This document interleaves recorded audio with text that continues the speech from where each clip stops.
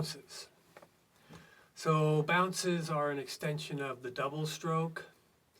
If you remember what we were doing in the double stroke, we would play an initial wrist stroke followed by a finger stroke to give us two.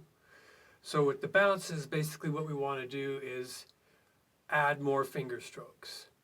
So let's remind ourselves, when we did the double, we played down, and then when you played your finger stroke, you lifted your wrist after. Now what I want you to do is just keep your wrist down and do more finger strokes. So you can do your initial wrist stroke, and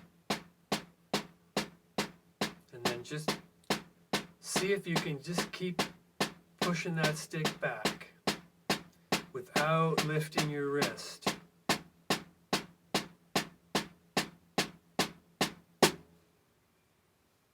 So when students first try this, if they don't pay attention, they'll be doing wrist strokes. So you have to really stay focused on this and make that wrist stay flat and figure out how to keep your fingers on the stick. Like I mentioned in the double strokes, some students, what they'll do is they'll just fling their fingers out, hope that the stick lands. But what you need to do more than ever with bounce strokes is leave your fingers on the stick. Don't let them leave the stick. So a great way to get this idea, which I get my students to try, is turn their stick around backwards, and with your same good grip, allow the stick to fall, and then close your hand. And just notice that it's all coming out of the wrist. I'm sorry, it's not coming out of the wrist, it's coming out of the fingers.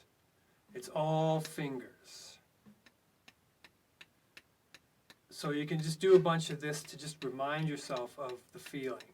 See that wrist? That wrist is not moving. It's all fingers. So you want to do the same thing on the drum. It's all fingers.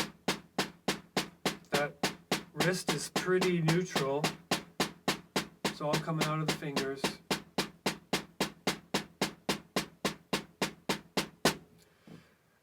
So when I do this, what I like to do is do, say, 4 per hand, switching back and forth, and then you could extend that idea. So we'll 1, 2, 3, 4. 1, 2, 3, 4, 5. 1, 2, 3, 4, 5, 6. Onward. You can go on as long as you like. Also, one thing I like to do is add a flam when I switch from hand to hand.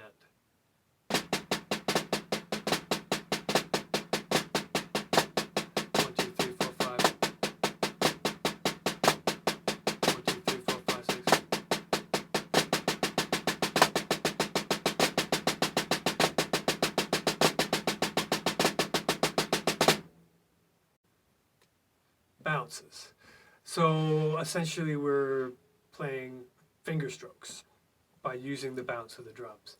Now these work really well on tight surfaces, like your snare drum, your hi-hat, your ride cymbal, maybe your higher toms. But as you get down to the lower drums, which are generally tuned looser, these don't work as well. So, but for the snare and the hi-hat and the ride cymbal, you can really utilize the bounce and play from your fingers, being really efficient with your energy use and quicker with less energy. So I hope that's helpful, and see you later.